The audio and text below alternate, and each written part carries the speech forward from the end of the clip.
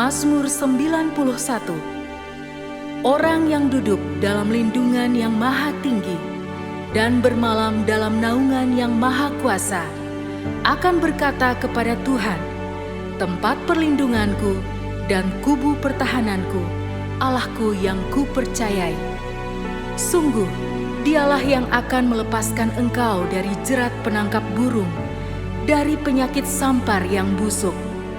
Dengan kepaknya Ia akan menudungi engkau, di bawah sayapnya engkau akan berlindung.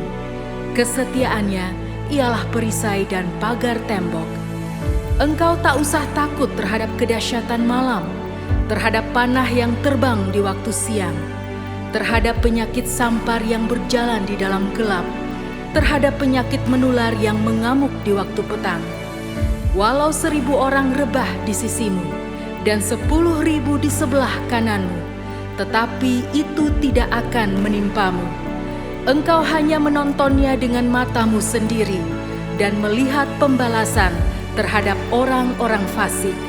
Sebab Tuhan ialah tempat perlindunganmu, yang maha tinggi telah kau buat tempat perteduhanmu.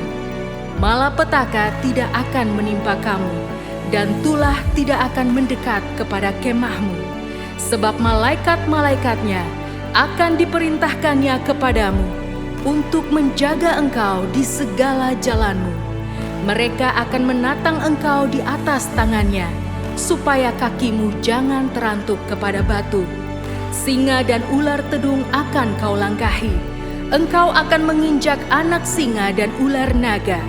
Sungguh, hatinya melekat kepadaku, maka aku akan meluputkannya. Aku akan membentenginya, sebab ia mengenal namaku. Bila ia berseru kepadaku, aku akan menjawab. Aku akan menyertai dia dalam kesesakan. Aku akan meluputkannya dan memuliakannya. Dengan panjang umur akan kukenyangkan dia, dan akan kuperlihatkan kepadanya keselamatan daripadaku.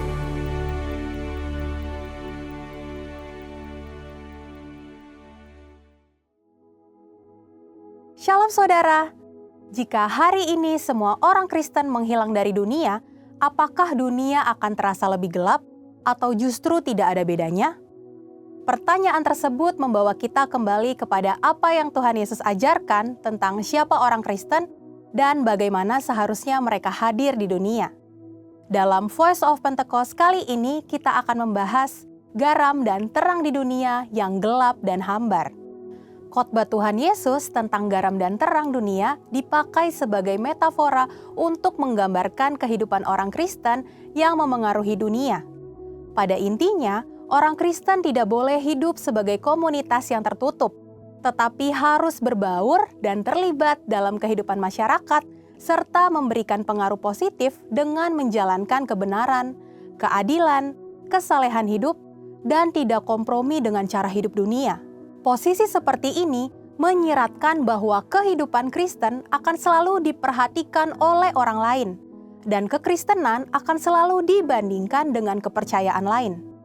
Orang Kristen harus berperan sebagai garam dan terang di dunia di segala kondisi, baik dalam situasi mudah dan nyaman, maupun di dalam tekanan dan aniaya. Mengapa demikian? Karena status sebagai garam dan terang merupakan sebuah identitas yang melekat pada diri setiap orang percaya, yang seharusnya tetap nyata dalam kondisi apapun.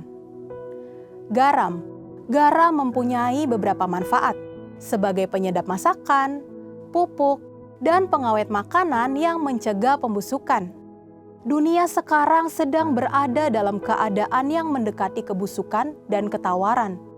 Di tengah situasi ini, orang Kristen terpanggil untuk menunjukkan identitasnya dengan membawa rasa Kristus di dalam dunia yang hambar secara rohani dan juga menahan kerusakan moral dengan kesalehan hidup.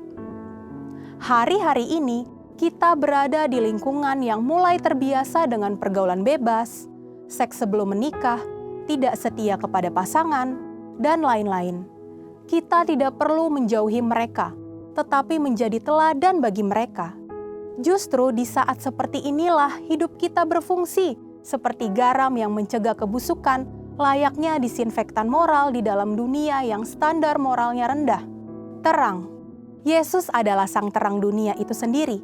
Dan Yesus menjadikan kita sebagai kepanjangan tangannya untuk menjadi pelita di dunia. Kita harus menjadi pelita yang menyala dan bercahaya. Itulah yang akan membuktikan bahwa kita sungguh-sungguh pengikut Kristus. Dalam Alkitab, terang umumnya melambangkan kemurnian, kebenaran, wahyu, dan kehadiran Allah. Kehadiran orang Kristen harus mampu merepresentasikan hal-hal tersebut di dalam masyarakat. Misalnya, kita bisa tetap memiliki tutur kata yang baik, santun, dan membangun di tengah-tengah lingkungan yang senang bergosip, cepat menghakimi, dan menghujat orang. Perbedaan nilai dan sikap kita akan dapat dirasakan oleh orang di sekitar kita. Dampak itu harus dapat dirasakan dan divalidasi oleh orang lain melalui pemberitaan Injil dan cara hidup kita yang baik. Supaya kamu tidak bercacat dan tidak bernoda sebagai anak-anak Allah yang tidak bercela di tengah-tengah orang yang jahat dan sesat ini, sehingga kamu bercahaya di antara mereka seperti bintang-bintang di dunia. Filipi 2 ayat 15. Dunia ini gelap, sehingga memerlukan terang untuk menyinarinya. Dunia juga memerlukan garam untuk mencegahnya dari kebusukan. Garam yang kehilangan rasa asin dan terang yang menjadi gelap tidak ada gunanya, sebab kehilangan hakikatnya dan perannya. Artinya, jika orang Kristen tidak ada bedanya dengan orang dunia, orang Kristen tidak akan menjadi berguna, dilecehkan, diacuhkan, atau juga mungkin disingkirkan. Sehingga kehadiran orang Kristen menjadi tidak terasa alias tawar. Dengan demikian, Tuhan tidak akan dipermuliakan, tetapi justru malah dipermalukan. Di era penyelesaian amanat agung ini, biarlah kita semua memiliki cara hidup yang menjadi garam dan terang bagi dunia yang gelap ini. Dengan cara tidak ikut budaya kantor yang toksik, tidak menyebarkan hoaks, ujaran kebencian, atau provokasi berbau sara. Sebaliknya, kita harus menjadi pribadi yang mengembangkan diri dan kemampuan, menjaga integritas, mendukung teman-teman di dunia usaha, supaya banyak jiwa yang dimenangkan bagi Tuhan. Amin. Saudara, untuk penjelasan lebih lengkapnya dari tim teologi kami, jangan lupa untuk membuka link yang ada di atas atau scan QR Code yang tersedia. Tuhan Yesus memberkati.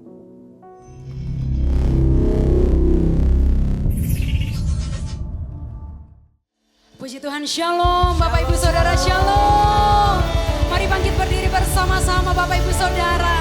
Kita percaya hari ini apapun yang kita alami, Dia Tuhan yang berperan ganti setiap kita, amin. Amin. Haleluya. Mari tepuk tangan sama-sama buat Tuhan Yesus.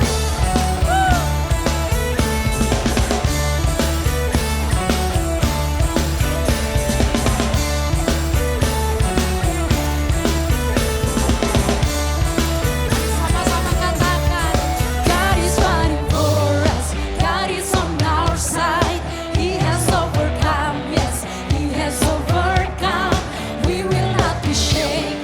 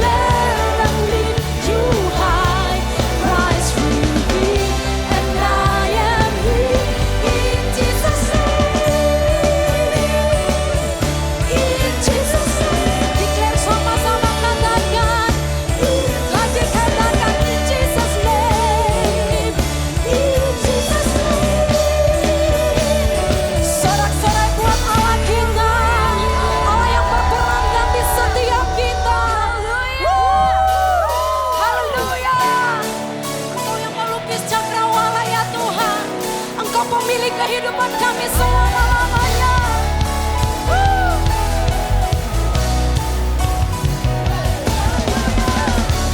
Kami percaya dalam hadirat-Mu ya Tuhan, ada mujizat-Mu Kau nyatakan.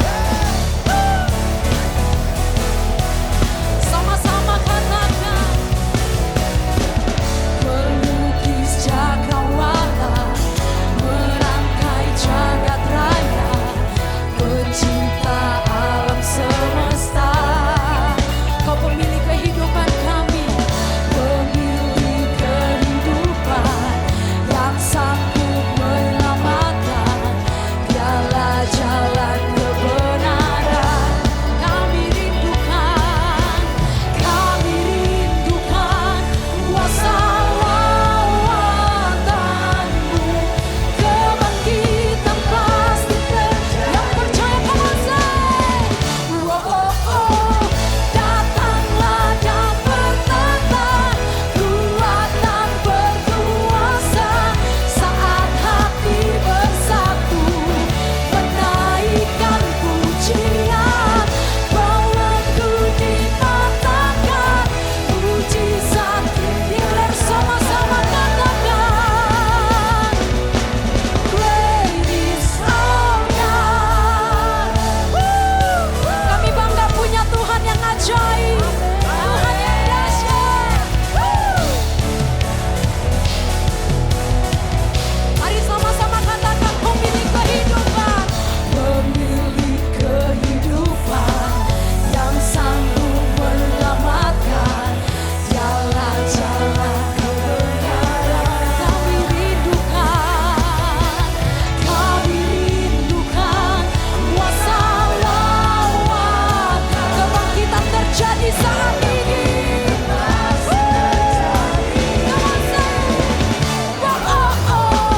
Datanglah dan bertata, kuatan berkuasa saat hati bersatu, menaikkan pujian, belenggu dipatahkan, mujizat nyatakan. Great is our God, great is our God. Boleh sama-sama tepuk tangan di atas kepala buat Tuhan kita. Sorakan haleluya. Boleh yang bisa menari sama-sama Bapak Ibu Saudara, come on.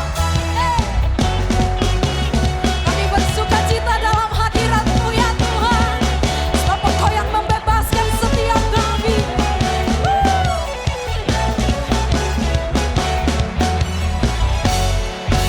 Mari sambil buka kedua tangan kita Bapak Ibu Saudara, dengan iman katakan, kami rindukan kuasa.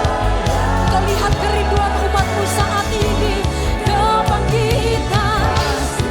Kami rindukan kuasa lawat. Katakan dengan iman, kebangkitan pasti terjadi. Datanglah dan berkata, kuatan berkuasa saat hati bersatu, menaikkan iman kami saat ini. Mujizat dinyatakan. Lagi katakan, datanglah dan bertata, kuat bertata dalam kehidupan kami ya Tuhan, menaikkan pujian, belenggu dipatahkan, mujizat nyatakan. Great is our God, great is our God. Sorak-sorak bagi Allah yang besar, Allah yang ajaib. Jesus, boleh sorakan Jesus.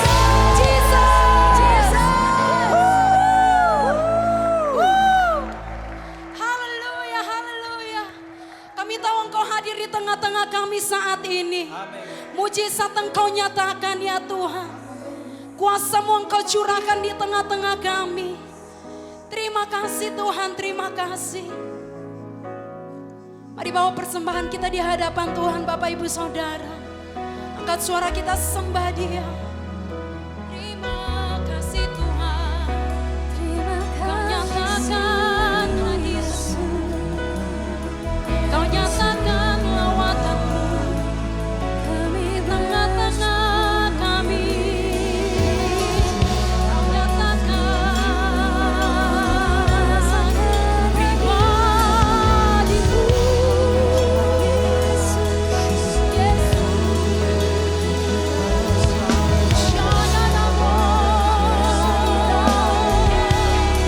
Kami bawa hati yang haus dan rindu menyembah-Mu, memuji-Mu. Allah yang perkasa, Allah yang ajaib. Oh Dia syata, Dia namo.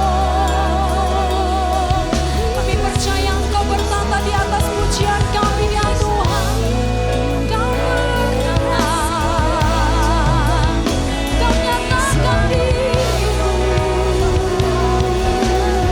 Syata namo, kami rindu bersekutu, menikmati hadirat-Mu, menikmati lawatan-Mu. Yesus, Shedia namo, Shedia karabana namo, Yarabayashi, Kuralapataya Ralabaralabaralabayashi. Nyatakan pribadi-Mu di tengah-tengah kami ya Tuhan. Hati kami rindu bersekutu denganmu.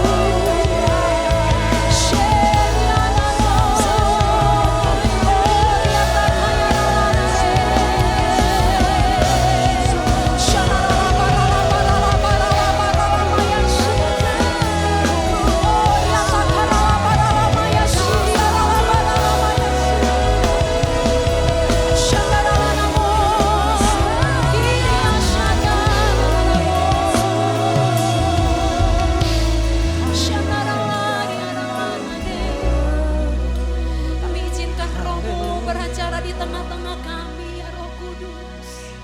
Oh ralapakaya shandaralapakaya ralapayashi. Shandaralapakaralaparalapayashi. Bersekutu dengannya.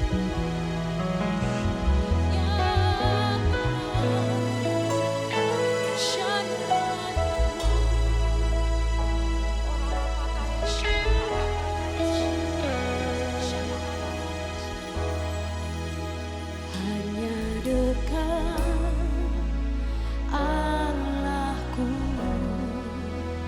rasa tenang hatiku. Kau sertai jalanku sepanjang hidupku.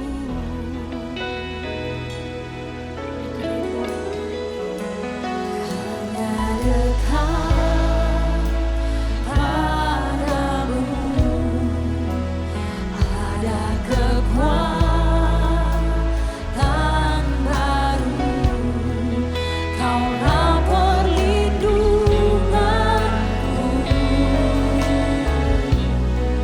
keselamatanku.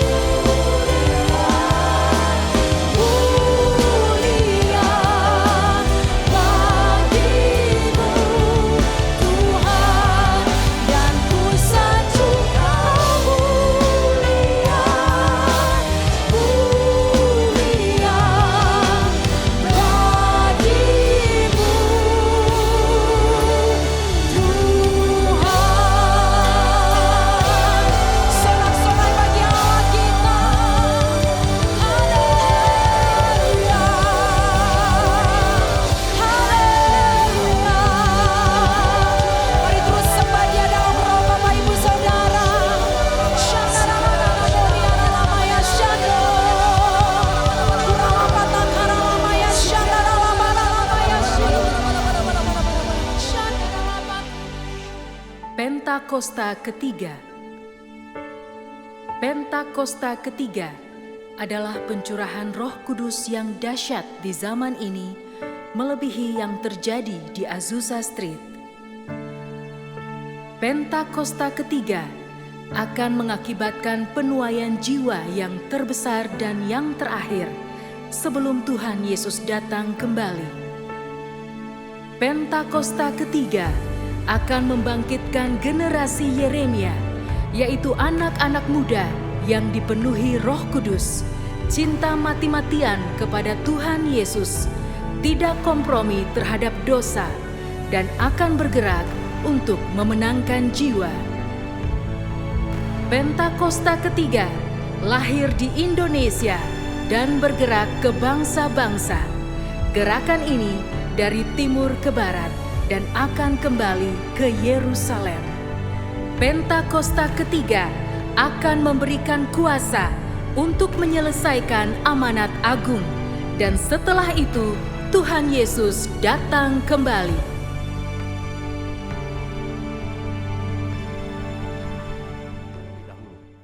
Bapa di surga, kami mengucap syukur kami boleh masuk dan menikmati hadirat-Mu, semua karena kasih karunia dan kemurahan-Mu dan kebaikan-Mu.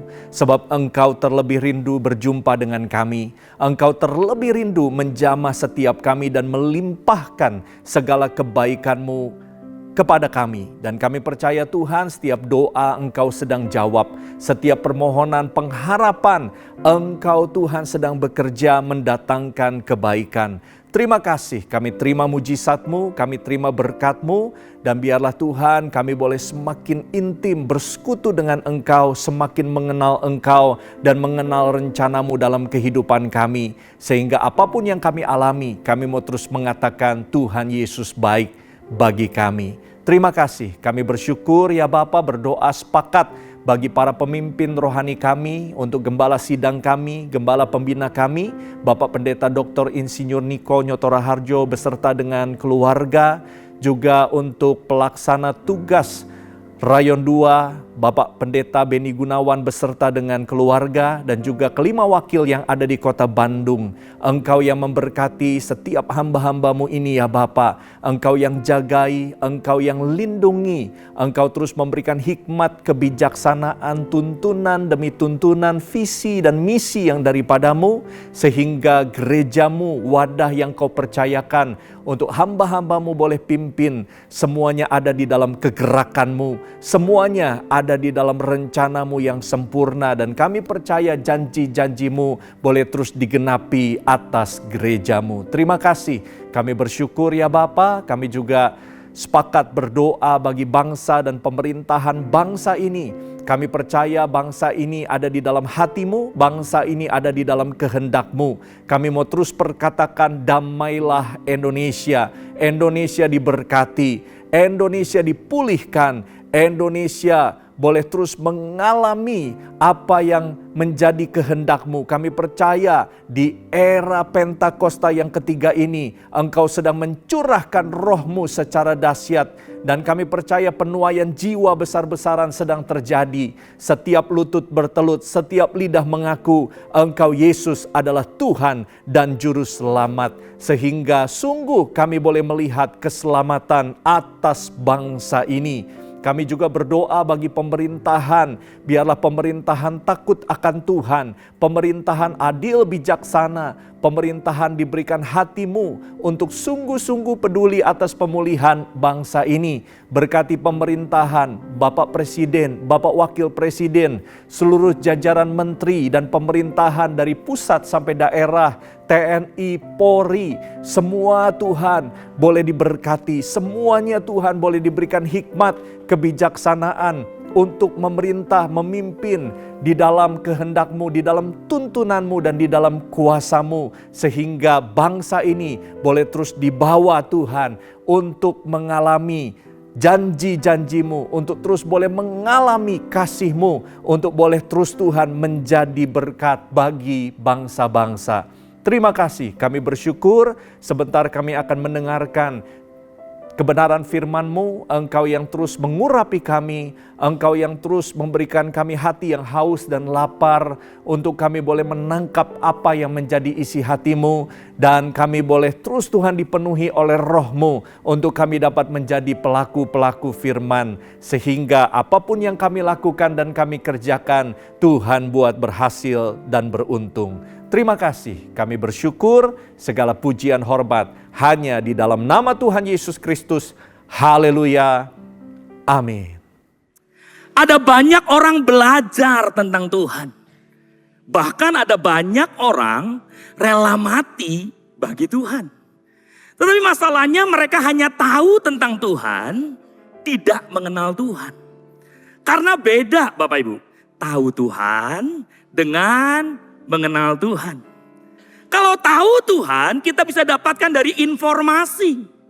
Berbeda dengan mengenal Tuhan. Tidak dari informasi. Mengenal Tuhan hasil dari relasi. Kehadiran kita pada pagi siang hari ini, kita mau mengenal Tuhan lebih dalam lagi. Amin. Mari buka hati kita. Ya, bisa beri tepuk tangan paling meriah buat Tuhan. Mari buka hati kita untuk kita dengar kebenaran firman Tuhan dalam Yohanes 17 ayat yang ketiga. Kita belajar tentang mengenal Tuhan yang benar. Inilah hidup yang kekal itu, yaitu bahwa mereka mengenal Engkau satu-satunya Allah yang benar, dan mengenal Yesus Kristus yang telah Engkau utus. Bapak Ibu, ayat ini adalah bagian dari doa Tuhan Yesus di saat-saat terakhir sebelum Yesus ditangkap. Sebelum Yesus disalibkan. Di saat-saat penting ini, Yesus tidak berkata hidup itu yang penting kekayaan. Hidup itu yang penting kemakmuran. Hidup itu yang penting umur yang panjang. Yang terpenting di dalam hidup adalah, lihat kiri kanan, mengenal Tuhan. Yang terpenting dalam hidup apa Bapak Ibu? Mengenal Tuhan. Ditegaskan dalam Yohanes 15, hidup itu seperti pohon anggur. Ranting tidak bisa berbuat apa-apa kalau ranting itu tidak melekat kepada pokok anggur. Jadi yang terpenting dalam hidup bukan apa yang kita punya. Yang terpenting dalam hidup bukan apa yang kita dapatkan. Yang terpenting dalam hidup adalah seberapa kita melekat, seberapa kita mengenal Tuhan. Nah, dalam Yohanes pasal 17 ayat yang ketiga tadi, inilah hidup yang kekal, yaitu bahwa mereka mengenal. Kata mengenal diambil dari bahasa aslinya ginosko. Ginosko punya pengertian, mengenal bukan hasil informasi. Ginosko punya pengertian bahwa mengenal Yesus hasil hubungan daripada hubungan pengalaman pribadi. Dari relasi. Hal ini seringkali digambarkan pengenalan antara suami dan istri. Mengenal bukan hasil informasi, tetapi mengenal karena kita punya relasi. Tadi saya katakan, ada banyak orang tahu tentang Tuhan. Ada banyak orang belajar tentang Tuhan. Ada banyak orang mengamalkan ajaran-ajaran Tuhan. Tetapi tidak semua orang kenal Tuhan. Karena mereka tahu Tuhan dari informasi, yang mengenal Tuhan hasil dari relasi. Bapak Ibu, bagaimana manusia mengenal Tuhan? Tentu saja Tuhan tidak menyembunyikan identitasnya. Tuhan tidak menyembunyikan dirinya. Tuhan menyatakan dirinya untuk dikenal oleh manusia. Tuhan menyatakan dirinya untuk dikenal oleh saudara dan saya. Dalam ilmu teologi ada istilah pewahyuan. Allah mewahyukan dirinya kepada manusia supaya dikenal oleh manusia. Ada yang namanya pewahyuan umum. Jadi diberikan kepada semua orang. Ada juga pewahyuan khusus. Pewahyuan umum di mana Allah menyatakan dirinya, memperkenalkan dirinya lewat yang pertama, alam semesta. Begitu kita lihat langit, begitu kita lihat bumi, ada mazmur kan, langit dan bumi pujilah Tuhan. Dari alam semesta setiap kita jadi kenal Tuhan. Ini adalah pewahyuan umum. Lalu lewat apa lagi? Hati nurani.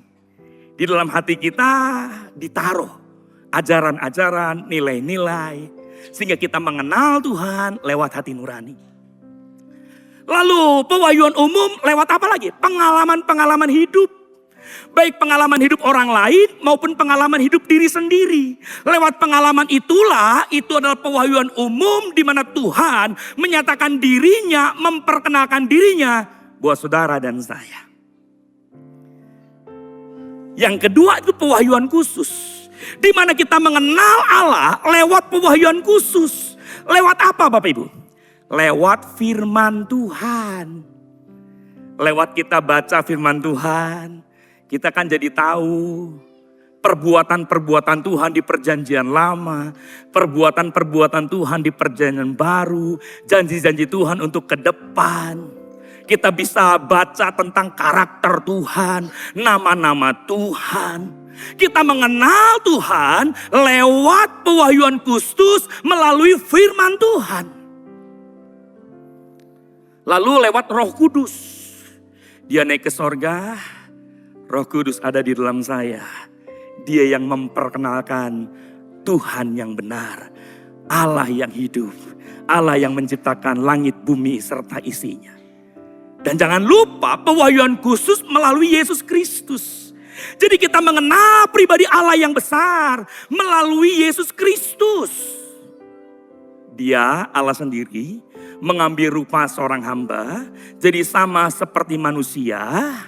Dan lewat pribadi Yesus Kristus dalam Yohanes pasal 10 ayat yang ke-30 berkata, aku dan Bapa. Berapa saudara? Aku dan Bapa satu. Lalu murid-murid bertanya, bila mana saya lihat Bapa? Yohanes 14 ayat 9 dikatakan, Filipus, kamu lihat aku sama dengan kamu lihat Bapa. Jadi di dalam diri Tuhan Yesus, kita bisa mengenal Allah yang benar. Dan ini sama-sama kita belajar bahwa pengenalan itu bukan hasil informasi, tetapi hasil sebuah relasi. Kejadian pasal yang kelima, ayat 21 sampai 24. Menulis satu tokoh Alkitab sebelum banjir besar. Dia adalah nenek moyang daripada Nuh. Dari Henok lahirlah Metusalah, Metusalah lahir Lamek, Lamek baru lahir Nuh. Jadi dalam cerita Henok ini, dia mengenal Tuhan bukan informasi dari Adam. Bukan informasi dari Hawa, bukan informasi dari Set, bukan informasi dari nenek moyangnya. Tetapi dalam Kejadian pasal 5 ayat 21 sampai 24 dikatakan, setelah Henok hidup 65 tahun, ia memperanakan Metusalah. Dan Henok apa? Hidup bergaul dengan Allah selama 300 tahun lagi. Setelah ia memperanakan Metusalah dan ia memperanakan anak-anak lain, anak-anak laki-laki dan perempuan. Jadi Henok mencapai umur 365 tahun dan Henok apa? Henok apa Bapak Ibu? Katakan diri kanan, bergaul dengan Allah. Lalu ia tidak ada lagi sebab Henok telah diangkat oleh Allah. Jadi jelas pengenalan Henok tentang Allah bukan hasil sebuah informasi, tetapi hasil sebuah relasi. Nah, kata bergaul ini punya akar kata halak atau haulak. Halak atau haulak secara harafiah mempunyai arti berjalan bersama. Dan kata ini mengandung 3 rahasia besar bagi setiap kita yang mau membangun pengenalan dengan Allah. Jadi kalau Bapak Ibu Saudara mau mengenal Allah, perhatikan 3 rahasia ini Bapak Ibu. Sebab dalam kata halak mengandung 1 rahasia. Yang pertama, berjumpa dengan Tuhan. Yang kedua, berjalan bersama Tuhan. Yang ketiga, berkorban bagi Tuhan. Jadi hari ini kita akan belajar hal ini. Bagaimana mengenal Tuhan. Karena kita berjumpa, karena kita berjalan, karena kita apa? Karena apa saudara? berkorban bagi Tuhan. Henok, dia berjumpa dengan Tuhan bukan hanya 1 tahun. Dia berjumpa dengan Tuhan setiap saat. Perjumpaan pribadi inilah yang membawa pengenalan yang dalam dengan Tuhan. Kalau kita ikut Kristus, karena Kristen bukan sekedar agama, setuju Bapak Ibu? Kristen artinya apa? Pengikut Kristus. Kalau nanti bapak-bapak, mana bapak-bapak bisa angkat tangan? Nanti malam sebelum tidur, tanya sama istri. Sekarang tadi bapak-bapak, ibu-ibu angkat tangan. Nanti malam ibu-ibu akan ditanya oleh bapak-bapak.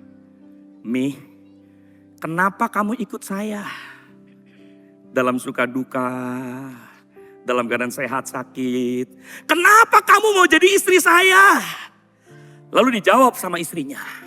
Ya, disuruh sama mama papa saya. Kenapa Mi kamu ikut saya? Ya, karena dipaksa teman-teman saya. Kenapa Mi kamu pilih saya? Dijawab saudara ya. Karena eueuh deui itu saudara ya. Coba saya tanya kepada bapak-bapak, kalau ditanya kenapa kamu ikut saya dan jawabannya seperti itu, kecewa nggak? Eueuh deui gitu saudara. Sesa berarti urang teh euy. Eueuh deui. Nah, kenapa kita ikut Kristus? Tentu saja satu jawaban daripada Tuhan yang diharapkan buat kita. Bukan karena, ya karena bapak saya Kristen, mama saya Kristen, engkong saya Kristen, emak saya Kristen. Ya udah, saya Kristen. Ya karena saya menikah dengan orang Kristen, saya jadi Kristen. Saudara, kalau kita tidak berjumpa dengan Tuhan, iman kita dangkal. Iman kita rapuh. Iman kita gampang terkikis dan akhirnya hanyut. Tetapi kalau kita berjumpa dengan Tuhan, satu dasar kita mengenal karena ya bukan kata orang, tapi saya sendiri berjumpa dengan Tuhan. Dalam Yakobus pasal pertama ayat yang pertama, salam dari Yakobus, hamba Allah dan Tuhan Yesus Kristus kepada ke-12 suku di perantauan. Jadi Yakobus menulis surat dibuka dengan satu salam. Saya Yakobus, hamba Tuhan. Siapa yang nulis kitab Yakobus ini? Dalam Alkitab ada 4 nama Yakobus. Ada yang tahu? Yakobus anak Zebedeus, saudara daripada Rasul Yohanes. Yang kedua Yakobus anak Alfeus yang disebut dengan Yakobus muda. Yang ketiga Yakobus papa daripada Rasul Yudas tapi bukan Yudas Iskariot. Nah yang keempat inilah Yakobus yang disebut Yakobus yang adil.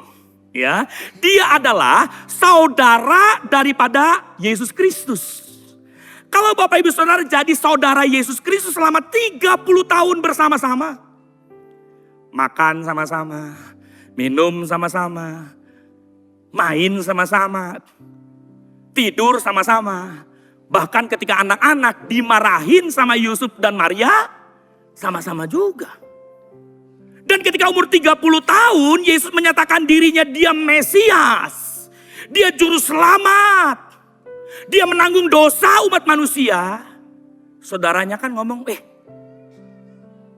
nggak gampang percaya juga Bapak Ibu. Nggak langsung mendukung juga.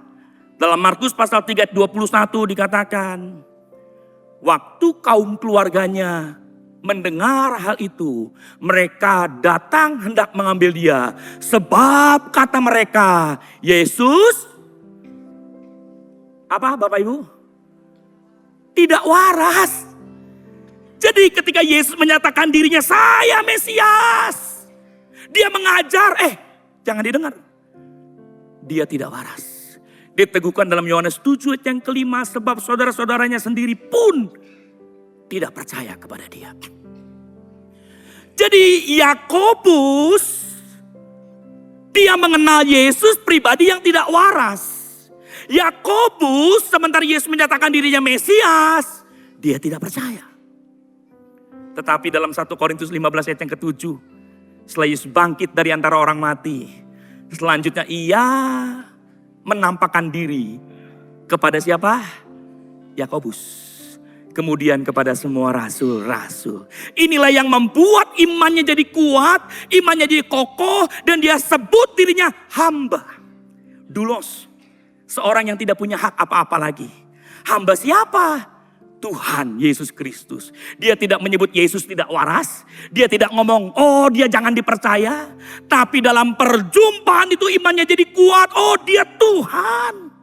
Dia kurios. Yang maha segala-galanya. Sejarah Israel mencatat. Sejarawan Israel namanya Flavius mencatat. Bahwa Yakobus menjadi pilar gereja di Yerusalem. Menjadi pemimpin gereja di Yerusalem bersama dengan Petrus dan Yohanes. Memang dia mati, dilempar di gunung batu.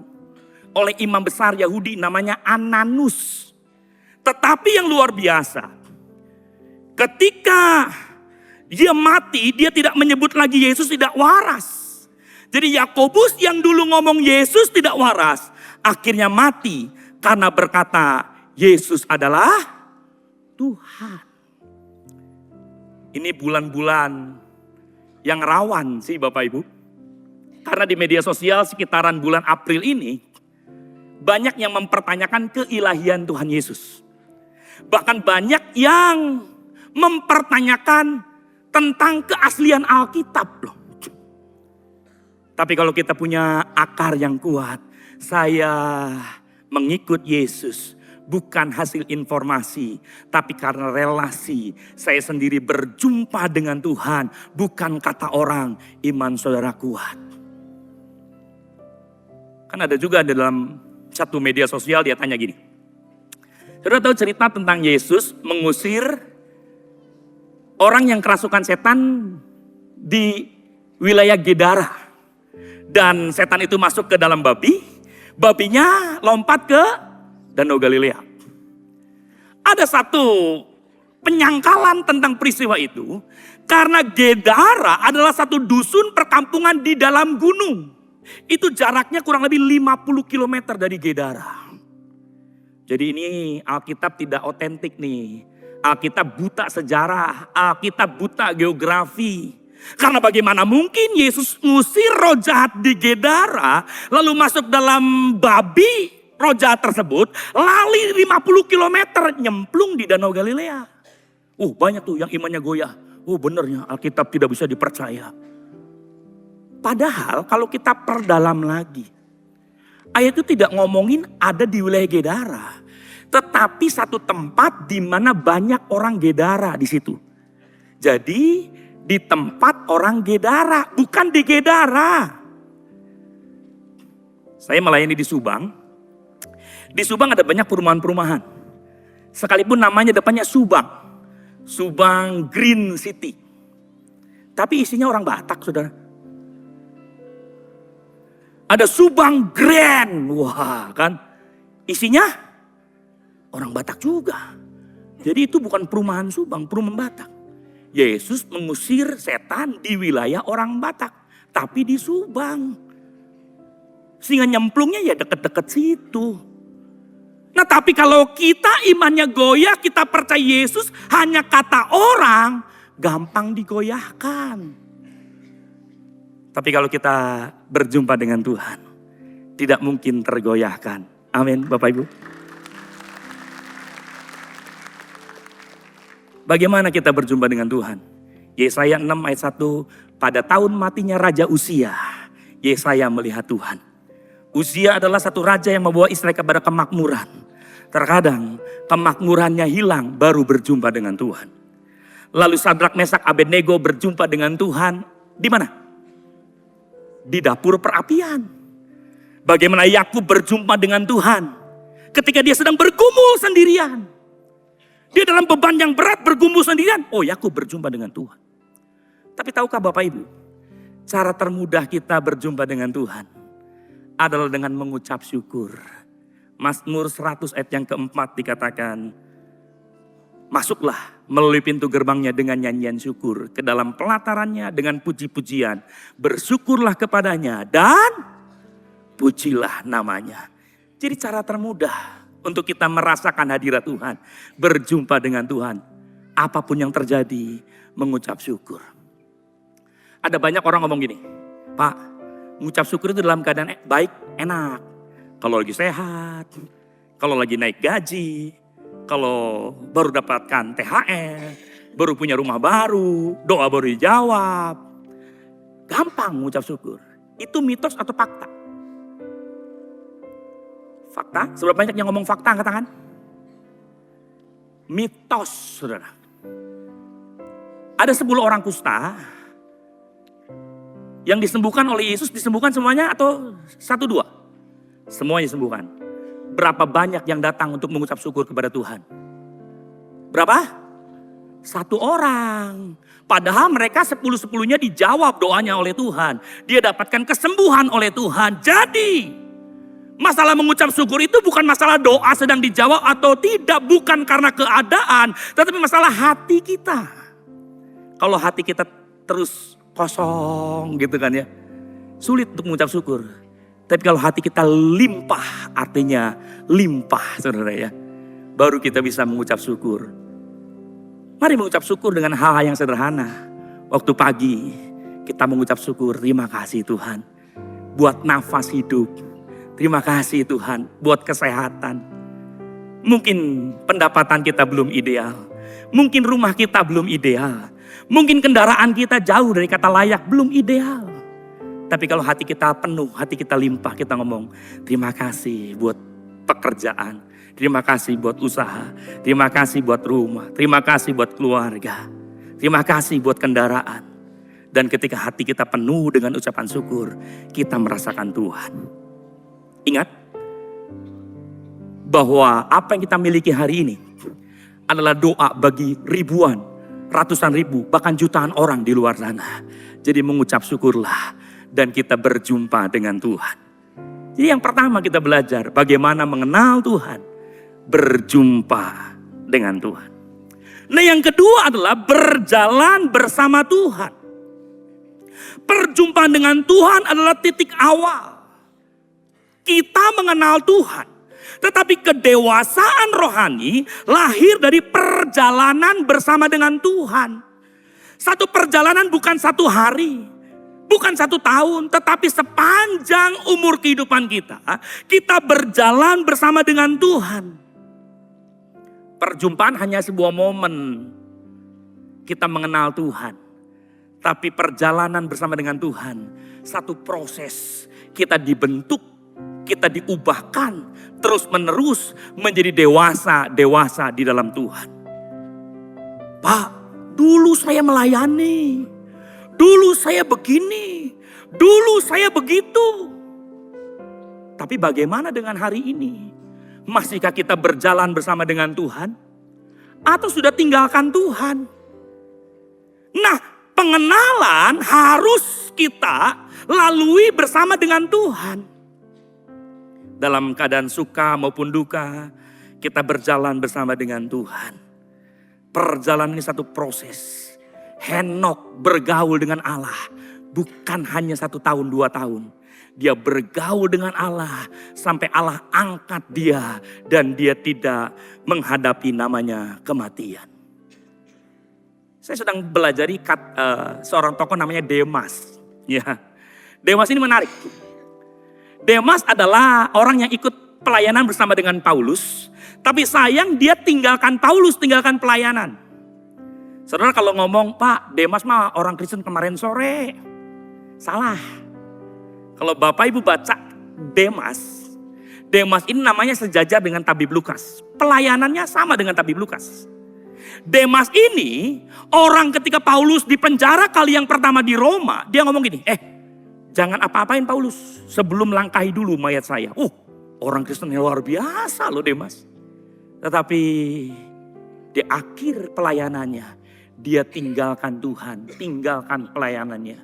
Paulus sangat kecewa karena Demas telah memilih dunia ini dan meninggalkan aku, kata Paulus. Jadi penting bagi kita untuk memastikan hidup kita berjalan sampai akhir. Sampai garis finish bersama dengan Tuhan. Hidup berjalan bersama itu bagaikan sahabat, berbicara, mendengar, berbagi hati. Melakukan segala aspek kehidupan bersama dengan Tuhan. Mendengar suara Tuhan. Dan tentu saja karakter kita diubahkan. Jadi kita bukan bersama dengan Tuhan hanya 1 jam, 2 jam di gereja. Tapi sepanjang hidup kita, dalam usaha pekerjaan kita, dalam setiap perencanaan kita, biar kita libatkan Tuhan. Hal yang ketiga yang terakhir, berkorban. Pengenalan itu dibangun dari pengorbanan, Bapak Ibu. Tanpa pengorbanan, maka pengenalan kita hanya pengenalan biasa. Kalau kita mau mengenal lebih dalam lagi, maka kita berkorban. Hubungan yang dalam selalu membutuhkan yang namanya pengorbanan. Saudara, sebanyak yang pria-pria, laki-laki yang belum punya pasangan hidup, belum punya pacar, angkat tangan setengah tiang aja saudara ya. Nggak usah tinggi-tinggi. Ya. Saya percaya sekalipun sekarang engkau belum punya pacar, adalah kriteria-kriteria khusus.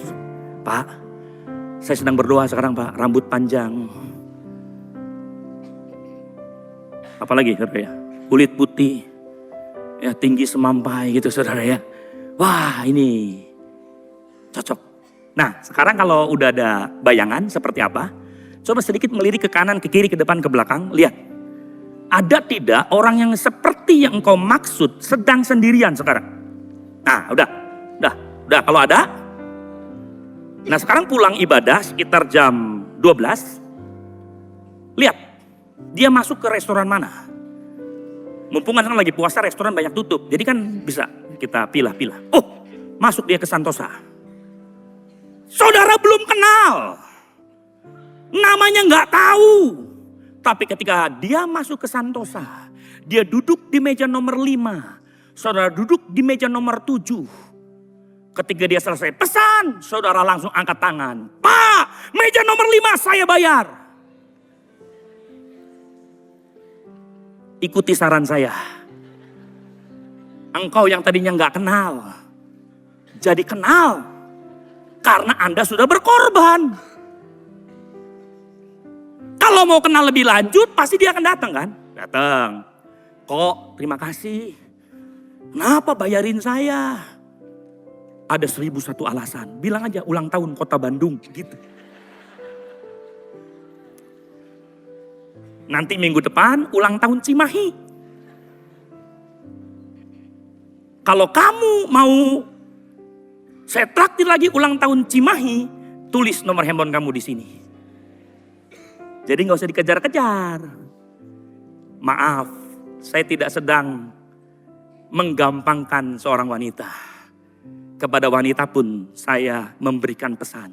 Kalau engkau sedang dekat dengan seseorang dan orang itu tidak pernah mau berkorban bagimu, tinggalkan. Bis bensin, yang bensin. Nonton, yang nonton. Makan yang tinggalkan. Karena berarti dia tidak mau memperdalam sebuah hubungan. Demikian juga dengan Tuhan Bapak Ibu. Waktu kita mau datang kepada Tuhan, kita bawa korban. Korban membuat kita semakin dalam, semakin mengenal Tuhan. Hari ini sama-sama kita belajar. Berjumpa dengan Tuhan itu awal perkenalan. Berjalan bersama dengan Tuhan itu pertumbuhan perkenalan. Berkorban bagi Tuhan itu adalah bukti perkenalan. Sudah banyak Bapak Ibu Saudara mau mengenal Tuhan lebih dalam lagi. Bukan dari informasi, tapi saya mau punya hubungan dengan Tuhan. Mari sama-sama kita bangkit berdiri. Mari angkat tangan kita semua. Terimalah berkat Tuhan. Kasih karunia yang berlimpah-limpah dari Allah Bapa dalam anak yang tunggal Yesus Kristus. Persekutuan yang manis dengan Roh Kudus menyertai kita semua mulai hari ini. Sampai Tuhan Yesus datang menjemput kita di awan-awan dan bahkan sampai selama-lamanya. Yang percaya bersama-sama katakan, Amin.